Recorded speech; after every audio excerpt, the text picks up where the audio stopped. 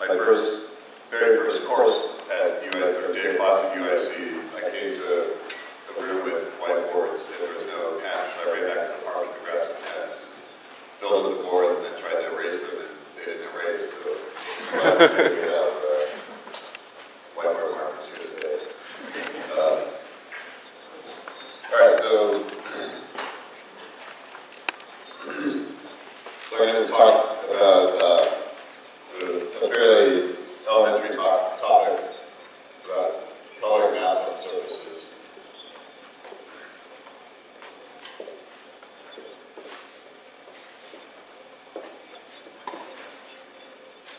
So, some of you might have heard of the Agol map coloring problem.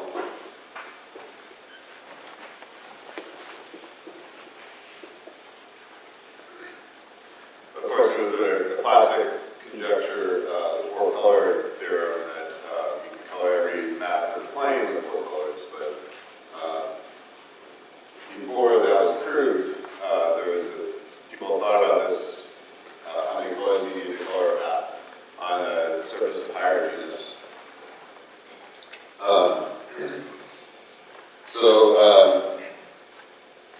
Here I'm thinking of a map on a surface. So we draw a surface, and let's say I'll be considering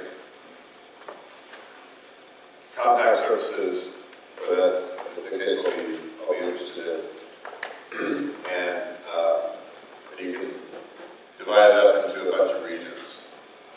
The regions that are, so these are like states of some country on a GSTGC Earth or something. And they might wander around. They don't have to be something connected, but they should be connected at least. Okay, so you have this map, and you ask whether you color it in so that adjacent countries have distinct colors. So I guess there's only two colors here. I want these colors.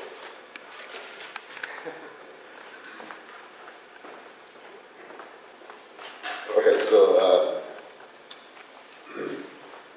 you can start coloring them in different, so that adjacent countries have different colors.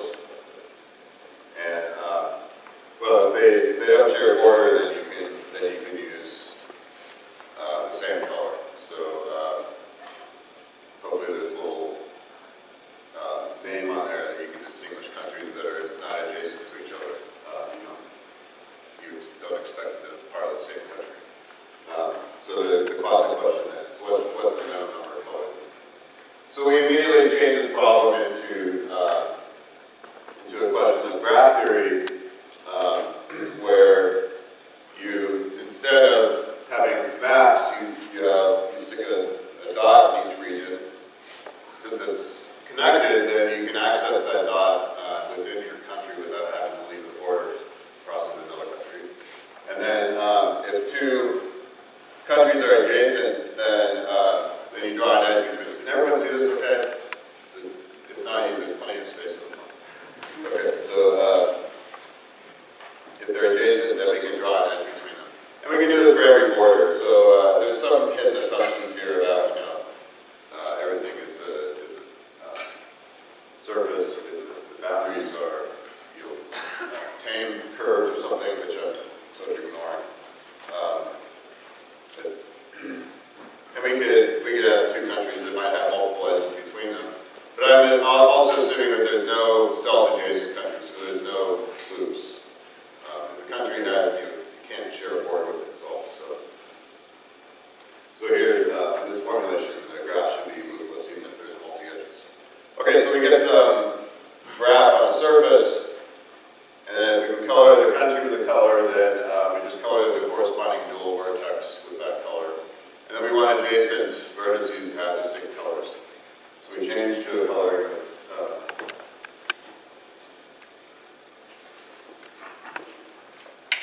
a problem of coloring graphs.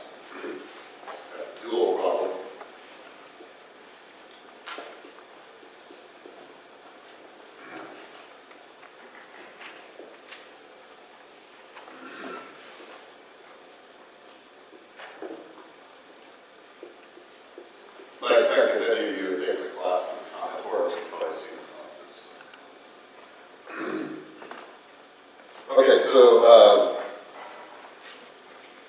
here there's a graph that's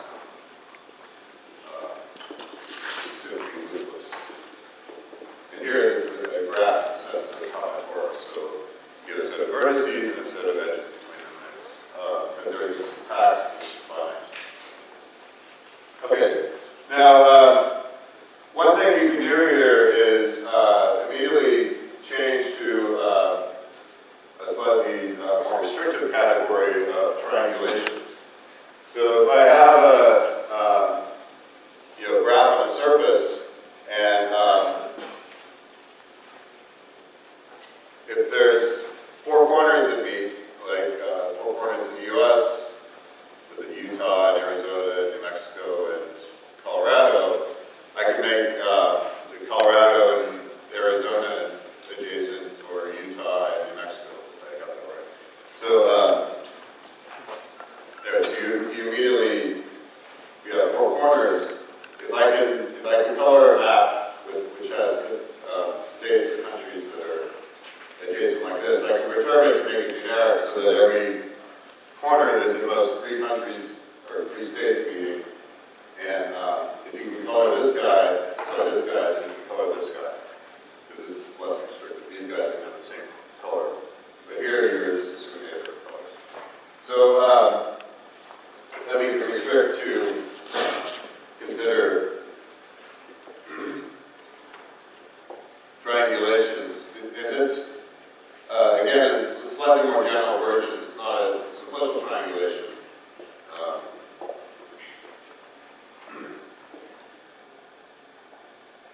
So we actually have a 2 complex that's homomorphic to the surface, and we ask if the one skeleton can be colored with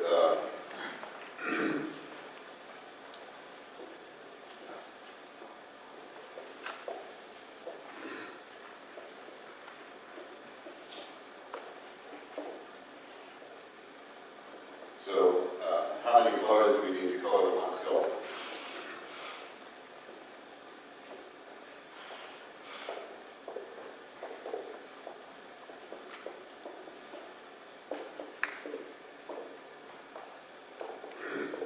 So that's the Haywood map coloring problem.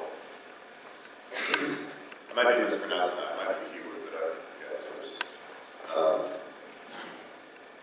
Okay, so in general, then, so the 4-color theorem states that if you have a genus 0 surface, then you can color your map with 4 colors. But in general, for higher genus surfaces, you'll need more colors. In fact, any graph can be finite graph can be embedded on some surface of high enough genus.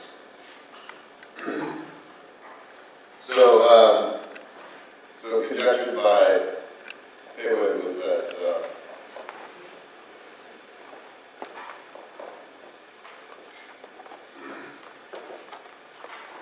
so the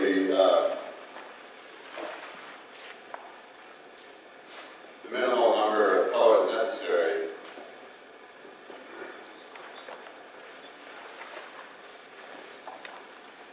to color a triangulation of the genus G surface is gamma G is, it's roughly on the order of the square root of G. So this function that grows like the square root of G.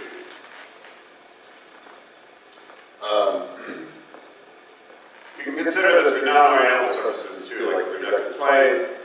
It turns out there's a uniform formula in terms of the Euler characteristic that works for all compact surfaces except for the Klein model, which has a slightly different number. But if you stick in G equals 0, then you get the expected number. So the upper bound here saying that you need at most gamma G colors was proved by Haywood. And it's, for genus greater than 0, it's actually much simpler than you might expect. It turns out to be essentially there's a greedy algorithm that works to give you this upper bound. So to get the lower bound, you need to find a graph in a given surface which achieves this. So the upper bound is essentially the greedy boundary that you would.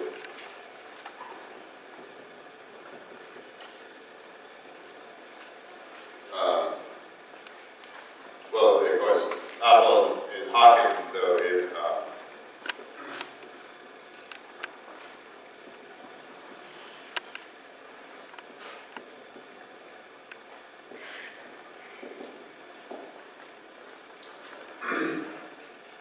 but the lower bound was proved by Ringel-Youngs.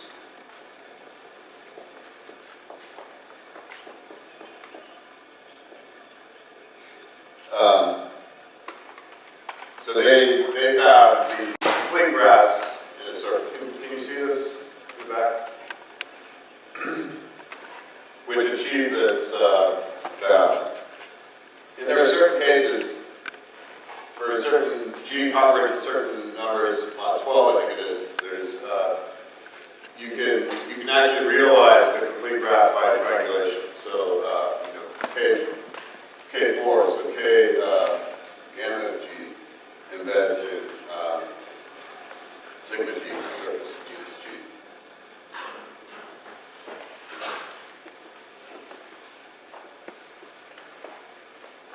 So for certain G, you can actually realize the complete graph by triangulation. So I thought I'd give you an example for G equals 1. So for G equals 0, here's an embedding of K4 in the two-sphere. It's actually just the boundary of the free simplex gives you triangulation with one skeleton K4. So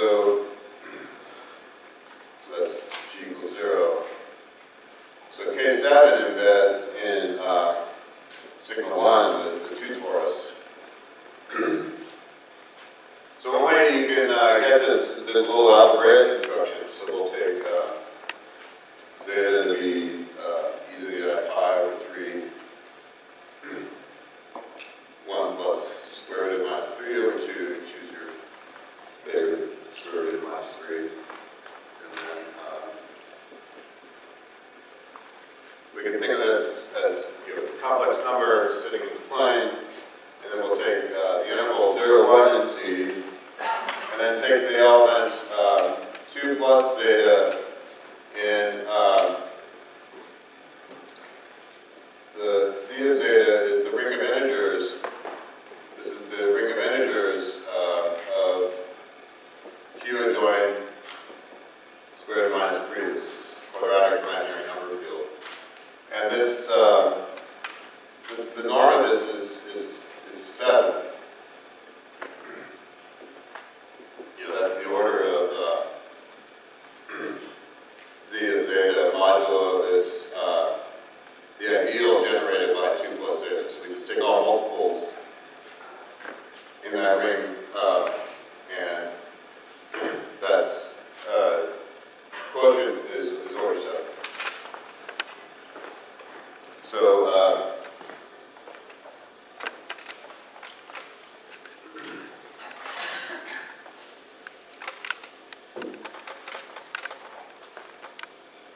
so you can think about the ring of integers then sitting inside the plane at the points of the triangular lattice.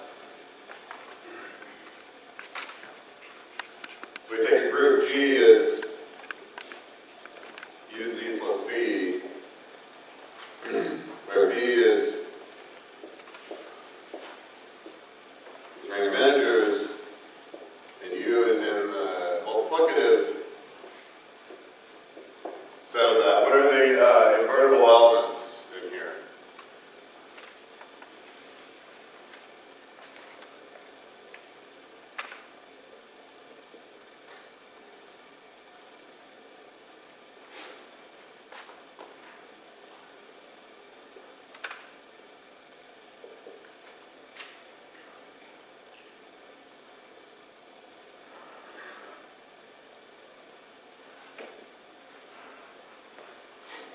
So we get,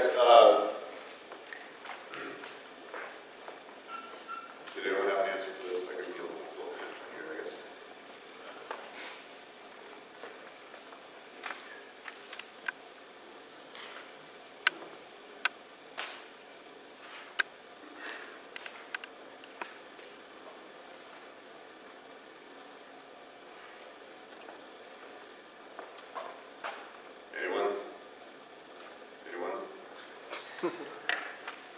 you look at, that's still in Chicago.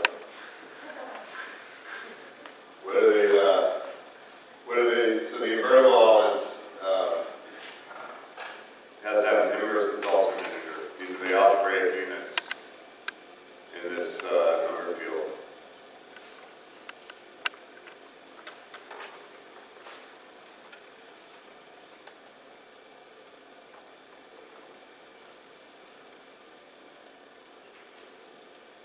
No one's going to answer? All right, we'll wait until someone. Nick can answer, I guess. You might have seen this already. What's that? The elements of norm 1 with your powers of theta. Yeah, so the elements of norm 1 powers of theta, thanks, okay. So U is just powers of theta. The sixth reading unit. All right, so then we take G and we take this interval, 0 to 1, its orbit, and it gives us a triangulation of the plane.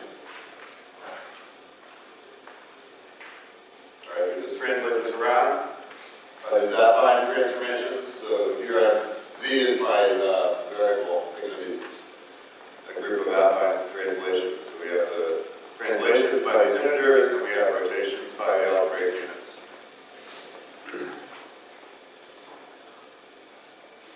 And we get this triangulation of the plane.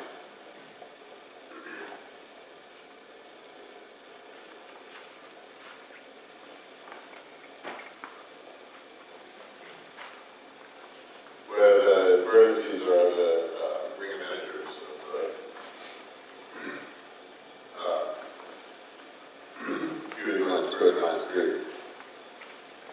Okay, so it turns out that we have coset refs for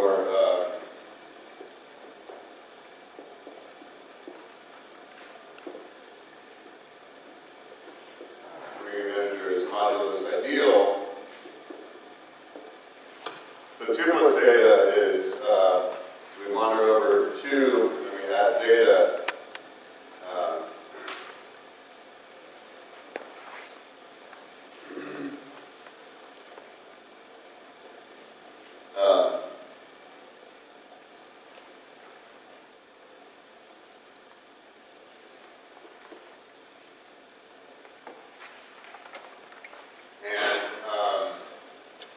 We get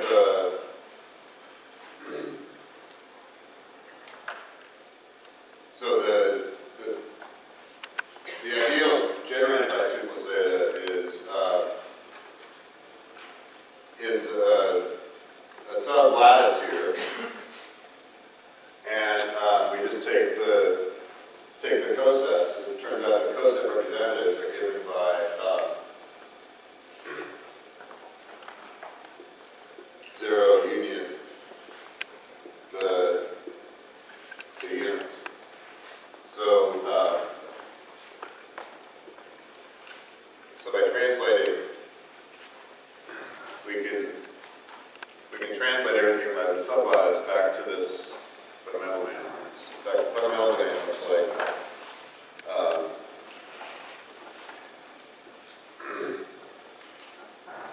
let's see, so we go something like this.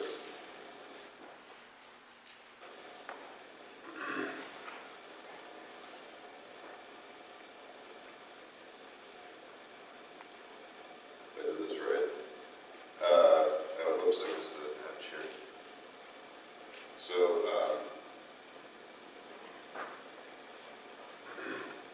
think I kind of screwed this up. Anyway, it looks something like this. So, we get a hexagon, and opposite sides are identified. So, I failed to draw a hexagon. Sorry about that. It's always easier when you're in the audience. Anyways, it's a little exercise to check. So when you glue opposite sides of a hexagon, you get a torus. It's homothetic to the original lattice, which has fundamental domain, this dual hexagon.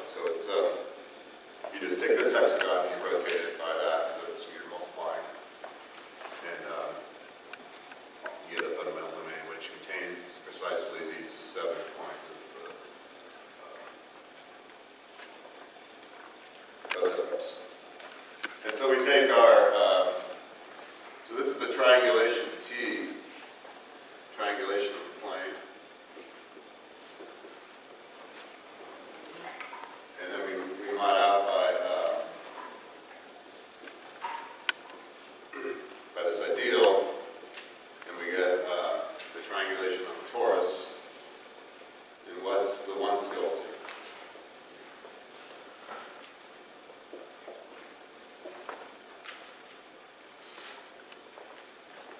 So this vertex, how many vertices does it have? David can answer. 7, yeah, so there's 7 vertices.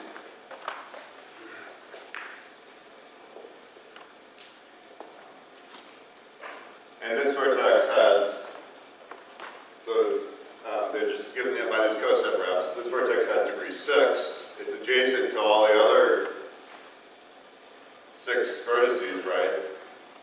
Everything's homogeneous, you just translate around.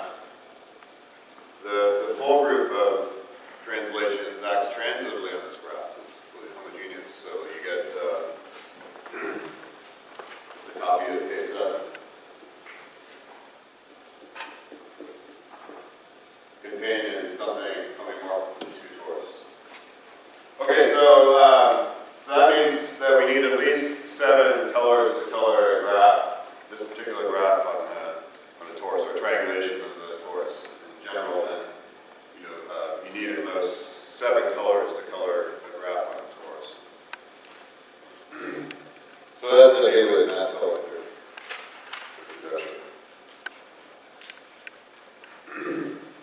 Okay, so the question I want, does anyone have any questions on this so far? All right. So I want to consider a question now. So this graph, we can only color it with 7 colors. But I want to consider, is there a finite sheeted cover of the surface where we can color with fewer colors? In particular, well, we know that the universal cover of a surface is the plane. So the universal cover can be colored by the 4-color theorem with 4 colors.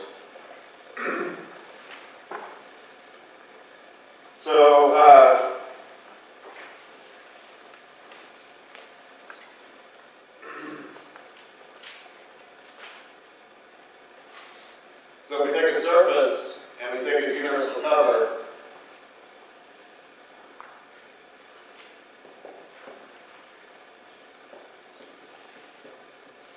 and this surface has a triangulation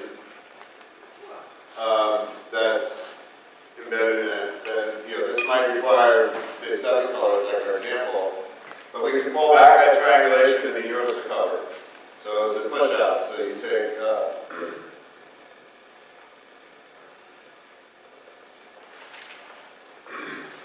you know what a push out is? So you take the pairs of points in here and points in here that map to the same point in here, and that gives you a subset of sigma tilde across T, which is the universal cover here. So in our example here, well, I call it, it would give us back, I guess I really should have called this T tilde. This is really T tilde and triangulation T here. Does that make sense? Okay, so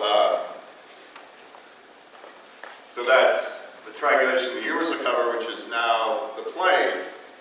The 4-color theorem, applies to planar graphs. So, Apple and Hawken, their proof works by induction on the number of vertices, so it's for finite graphs. But the theorem actually applies to arbitrary planar graphs, whether or not they're finite. Is everyone familiar with that? So, if I can, the 4-color theorem says I can color any finite subset here. We can think of that as a graph on a sphere. But if I can color any finite subset, I color larger and larger subsets. And those colorings on larger subsets, they'll restrict to some coloring here. And there's only finitely many colorings, so eventually they'll repeat.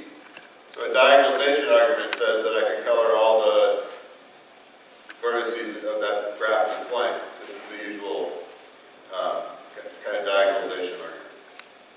In fact, though, it applies to arbitrary abstractly planar graphs. So there's a characterization, this is just inside of graphs, that you can make this a combinatorial problem because a graph is planar if and only if it doesn't have a K4 or K33 as a minor, the complete bipartite graph on 3 vertices. So some of you might have heard of this characterization and Kuratowski's theorem. So if you have a graph that satisfies Kuratowski's theorem, so a very subgraph, a finite subgraph of it, say, is planar, then in fact it's also four-colorable, even if it has uncountably many vertices. So this is just the compactness theorem and model theory. So this is proved by, I think, Erdos and Rennie. Anyway, so that's just an aside. Anyway, so we can color this T tilde with 4 colors. So you can ask, is there a finite sheeted cover of this torus where you can cover it with only 4 colors? In fact, we can do a little better here. How many colors do we need in this particular case to color this graph in the plane?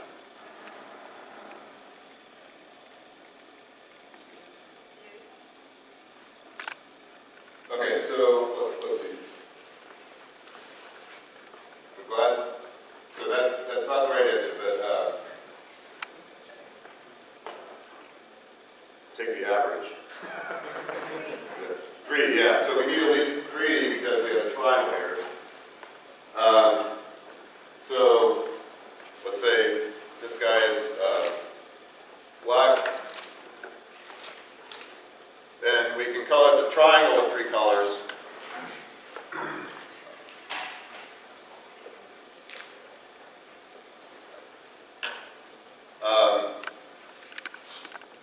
So red, black, and purple. But then we can continue that. So we can, because this is, that we can actually color the neighborhood of a vertex with 3 colors because it's even degree. If it was odd degree, you try to go around, you'd have to use 3 colors to color this odd cycle here. But with 2 colors, with 3 colors, you can color the length of the vertex with 2. And that carries on because, in fact, you see there's a unique 3 coloring of the permutation. So a graph, a planar graph turns out then is 3 colorable if and only if it's a graph in the plane is 3 colorable if and only if it's all the triangulation is if and only if all the vertices have even degree. That doesn't work for a triangulation on a surface.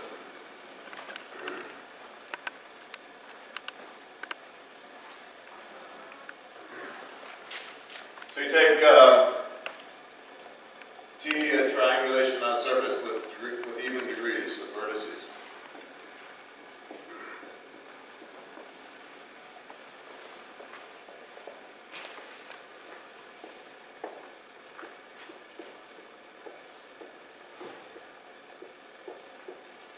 Well, there's an obvious failure here for K7. So what goes wrong here is, so we can propagate our coloring in the plane.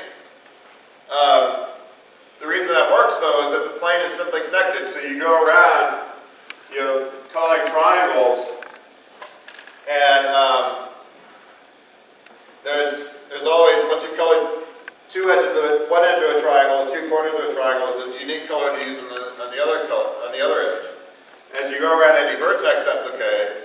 But if I go around the torus, then I come back and the colors might be permuted, right? So, I mean, it obviously can't work here because we have K7 and I can't color with 3 colors. So, is there a finite sheeted cover of this torus which is 3 colorable?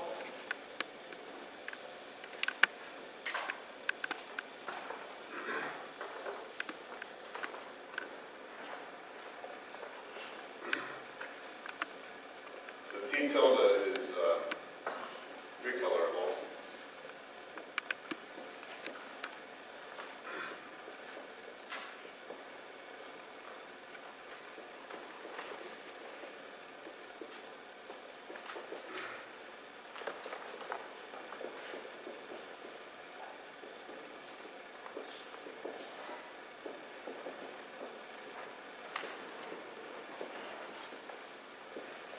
So we want some sigma prime of finite cover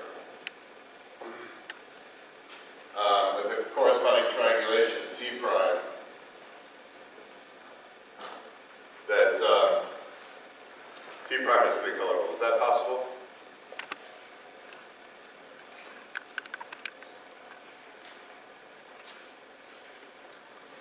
Well, there's a couple ways to think about this. So this coloring on the universal cover is essentially unique. Once I choose it on one triangle, I can propagate it outwards uniquely, right? Every time I color an edge, there's a unique color for the other corner of a triangle. And so there's a unique coloring here. Once you've chosen some base triangle, the three colors there, right? How many ways are there of doing that? How many ways can I color the vertices of this triangle with black, red, and purple? 6, yeah. So that means that if you look at the coloring translations, I have a coloring translation here, then it might permute these three colors, right? But once I get to a coloring translation that has the same colors again, then it propagates outward, I get the same coloring because it's unique up to this choice. So what index cover, what's the maximum index of a cover I need to take to get a three-colorable triangulation?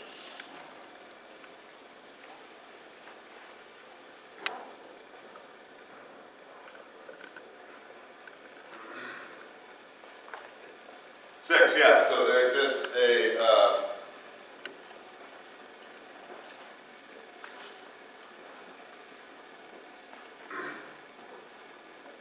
there's a six-fold cover of sigma, which T prime is three-colorable. Okay, good. So that's a special case of this problem. So what I conjecture is that in general, if you have a triangulation on a surface, there's always a finite-sheeted cover that's four-colorable. So I wanted to talk about, well, there's a special case of this question, and I wanted to talk about some possible approaches to this problem today. So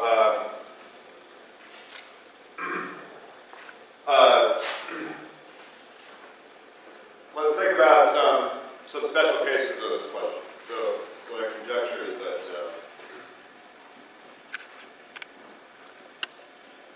in general, in this context, now I'm not assuming even degree, there exists a finite-sheeted cover. And here I'm assuming the triangulation, again, it has no loops. It's just a combinatorial triangulation.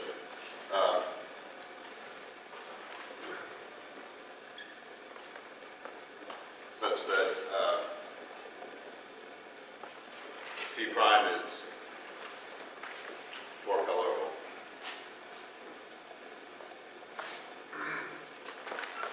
Okay, so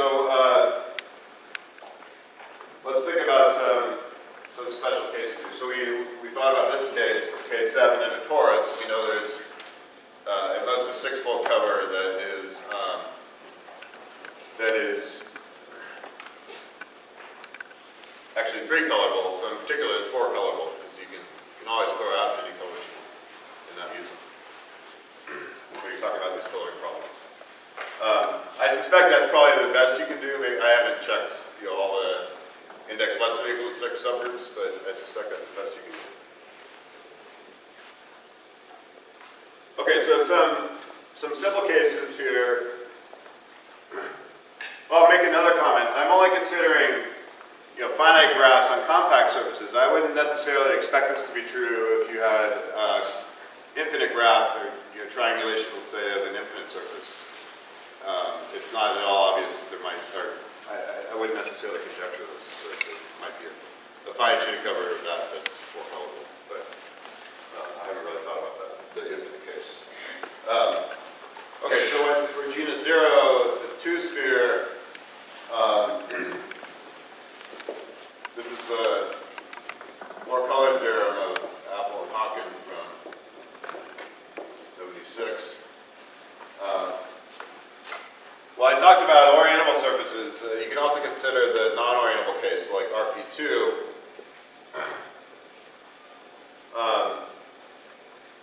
If I have a triangulation of RP2, is there a finite-sheeted cover that's four-colorable? Yes. Okay, good. So some people are awake. Oh wait, you're not a grad student. Okay, anyways, yeah, there's a two-fold cover that's a two-sphere.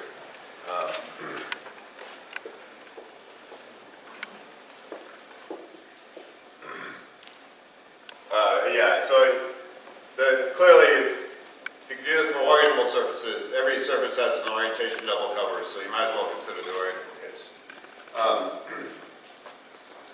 Okay, what about the two torus? So we just saw an example of a graph, 7-colorable graph on a two torus that had a 6-fold cover that was four-colorable. Let me mention one thing. Someone asked me, is it easier if you allow branch coverage? So if you have a branch cover of a surface, so it's actually, I should also say that if you look at abstract graphs, this sort of question is much easier. In fact, every abstract graph has, a finite graph has a finite sheeted cover, or well, I guess in fact a two-fold cover. Let's see. Let's say a finite sheeted cover that's bipartite, so it's actually two-colorable. So it's crucial here that you're looking at covers of the graph that are induced by the embedding into the surface. Okay, so for the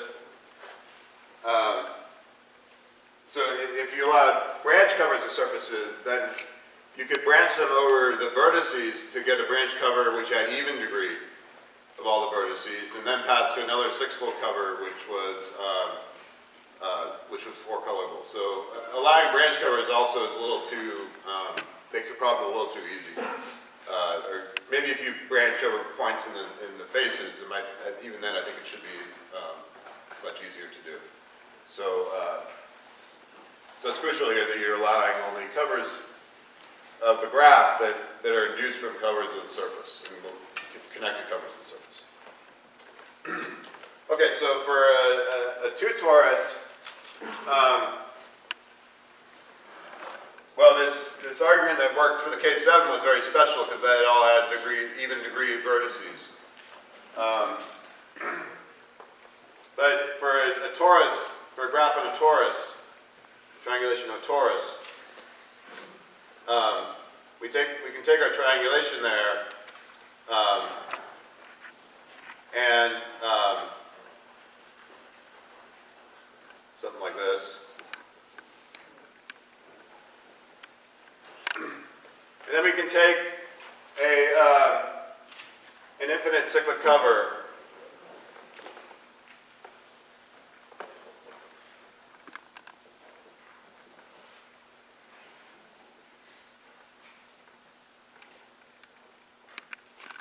So let's take some cycle on the torus, and you cut along that circle that's not separating. Cut along, you get an annulus, and then you stack these annuli together to get the infinite cyclic cover.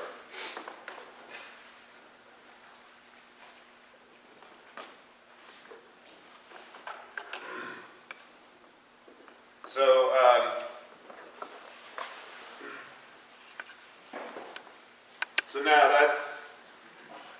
we just made the problem more complicated trying to pass maps to the infinite cyclic cover. Is the pullback of that triangulation to this cover, is that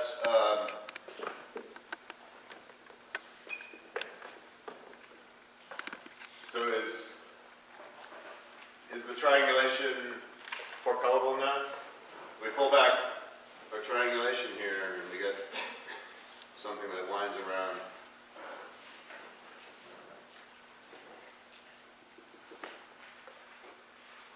So we see it repeating, even if my drawing doesn't look like it's repeating.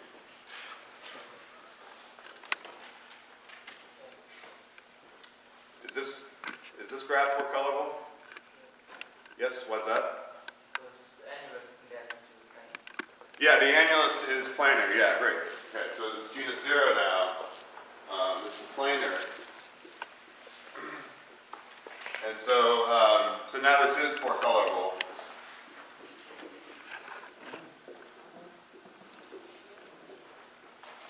So what we can do is just choose some forecoloring. So we can color larger and larger compact sets even if you like. We don't have to color the whole thing.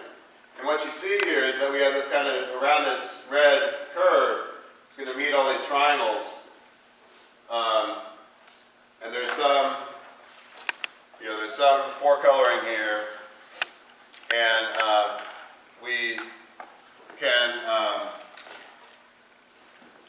the colors get permuted maybe when you translate along here, but the coloring of the triangles that meet this annulus, there's only finitely many ways of coloring them. It could be exponential, but still finite. So as we go along here, we're going to see this pattern here repeat. So, maybe exponentially far out, but depending on the length of the cycle, but we'll see a repeating pattern here at some point. And we can now, once we get the colors to match here, we can cut a blue and form a finite cyclic cover. So it's actually a cyclic cover of this that's forecolorable. So we get some covering space with all these annuli-like-this that there's a cyclic cover that's forecolorable.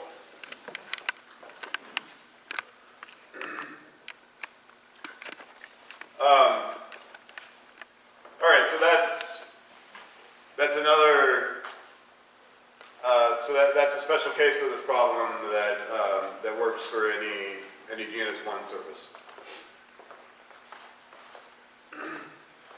Some other special cases.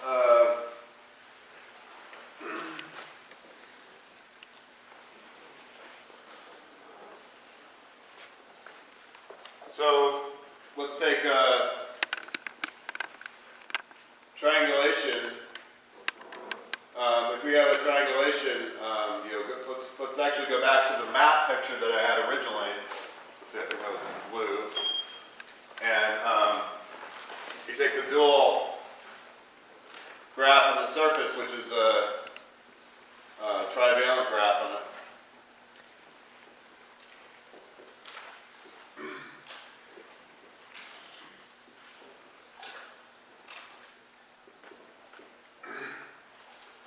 So there's a nice reformulation of the four-color problem where you can talk about a tape coloring.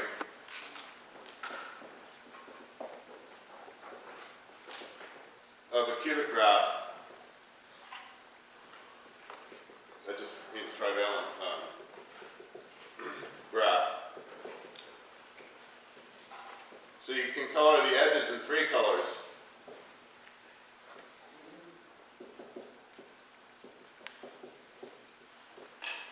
So there's the 4 colors. You can interpret them as the Klein 4 group, Z mod 2 times Z mod 2.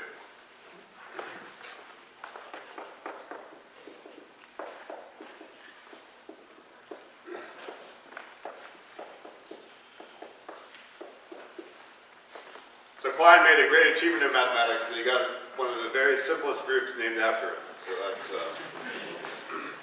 anyways, so let's say 0, 0 is black, and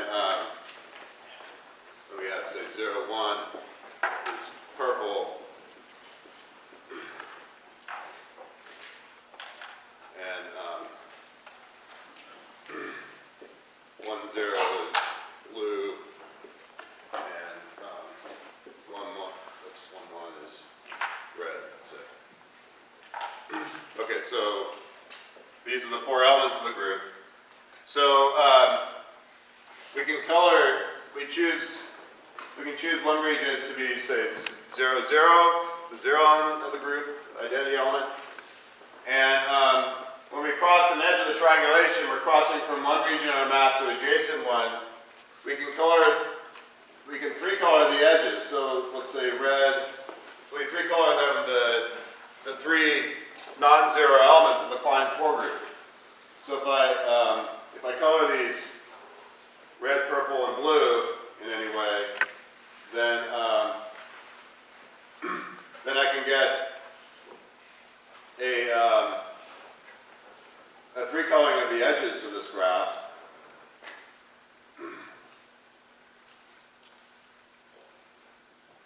Something like that. Can everyone see that okay? And so when you cross an edge of the triangulation, you change by adding that element of the Klein 4 group from region to region. So if I cross red, I'm going to get red at this region. Cross purple, I'm going to get purple.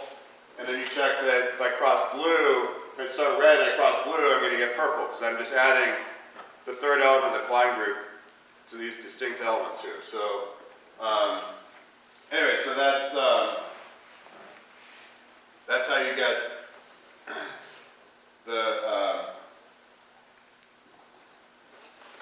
so you get a coloring, a take coloring gives you a 4 coloring with this choice of base point. So I can color the vertices in this way, and this shows you that a take coloring of a map in the plane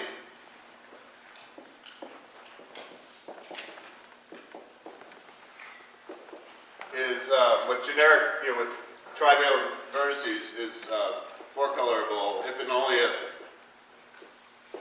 the boundary map, the trivalent graph, is take colorable.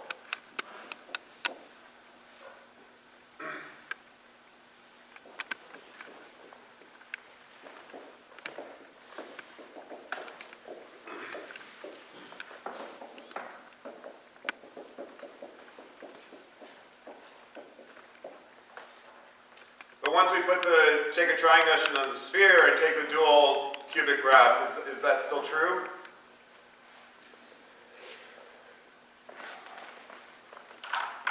In other words, if we have a take coloring for a graph, a cubic graph on a surface, do we get a 4 coloring of the dual triangulation?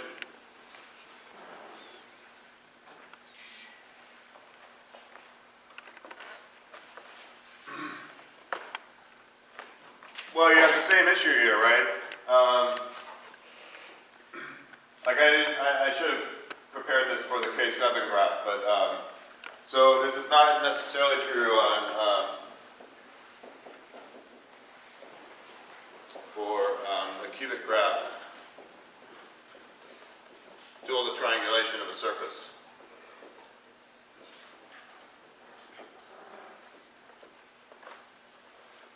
So, what index cover? If I have a graph on a cubic graph on a surface, what index cover do I need to take to get a 4 coloring?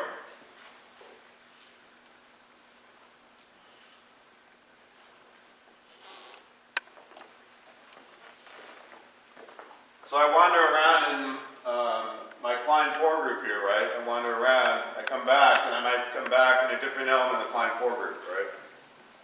So there's some holonomy, you get a representation, there's a representation, so take coloring gives a representation defined up to, well defined up to conjugacies from pi 1 of sigma g to the Klein foregroup.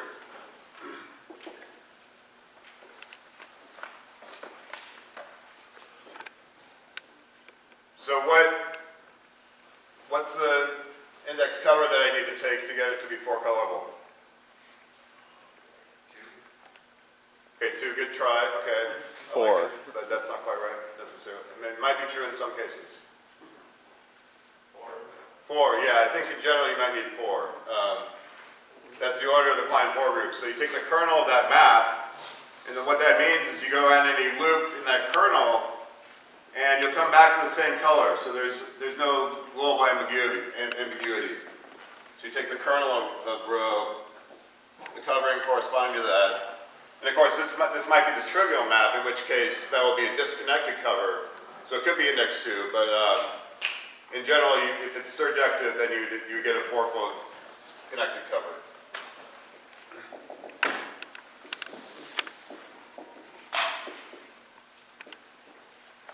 Which is 4-colorable.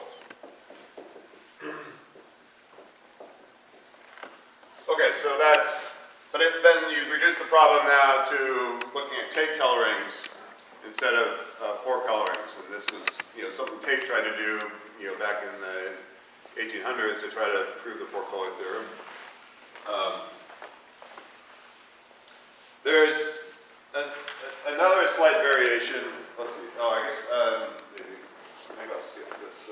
There's another variation like this called a Haywood signing. So if you're an aficionado of the 4-color theorem, you'll sort of another ansatz or approach to that where like Haywood, where there's other things you can do. So it turns out, for example, if you have a triangulation where all the degrees are 3, then you can find at most like 24-fold cover that's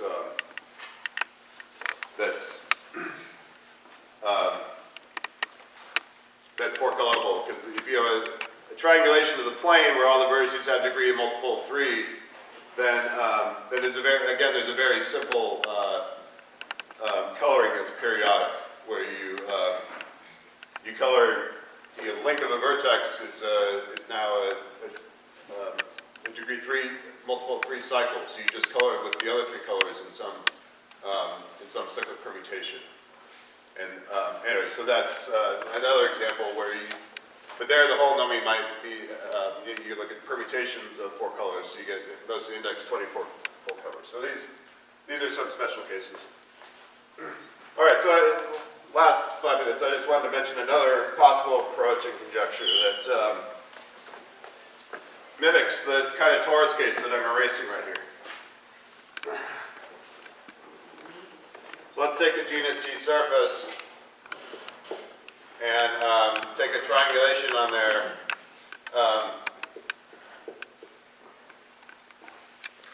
And what we did, if you're a 3-manifold topologist, this curve on a torus, these curves, you think of them as disks that are being filled in, and this is the boundary of the Hamlet body.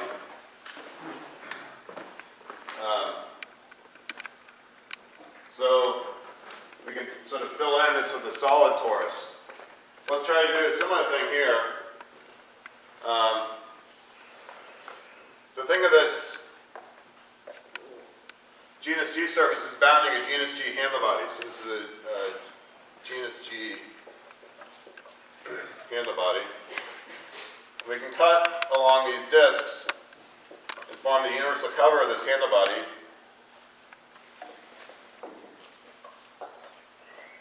And this induces a cover of the surface. So when I cut along these disks, I'm going to see some picture, and then take a universal cover.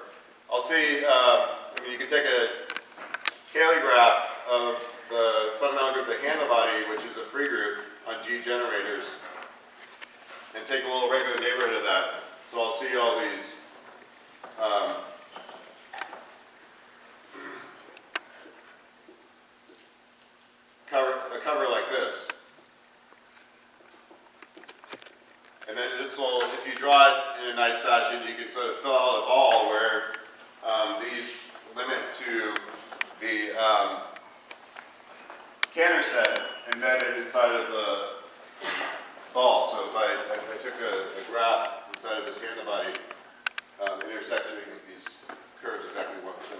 picture like this. And this will limit out to a Cantor set. If I take this surface, so the induced covering of the surface,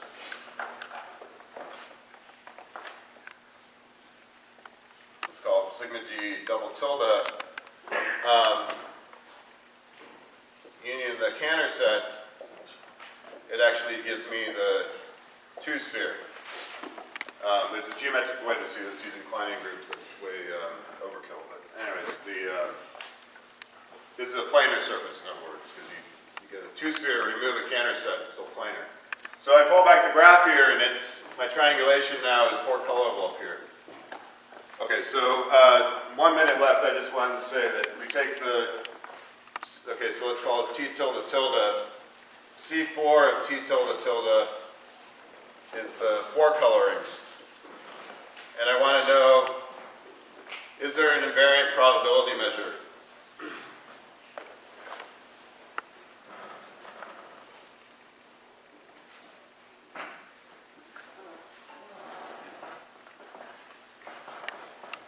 By the covering translations, FG, the free group on G generator, which is phi 1 of the antibody. So there's a probability measure that this has a natural topology, so you take the Borel sigma alpha, and then you want to know if there's a very probability measure. And the theorem is that you have a finite index cover that's in between, covered by this. If and only if there's such an invariant measure. This follows from a theorem of Bowen. So Bowen has this general theorem that if you have a free group acting on a subshift of phi type, if there's an invariant measure, then there'll be a periodic subshift over that. So anyway, I'll stop there. Sorry to go over.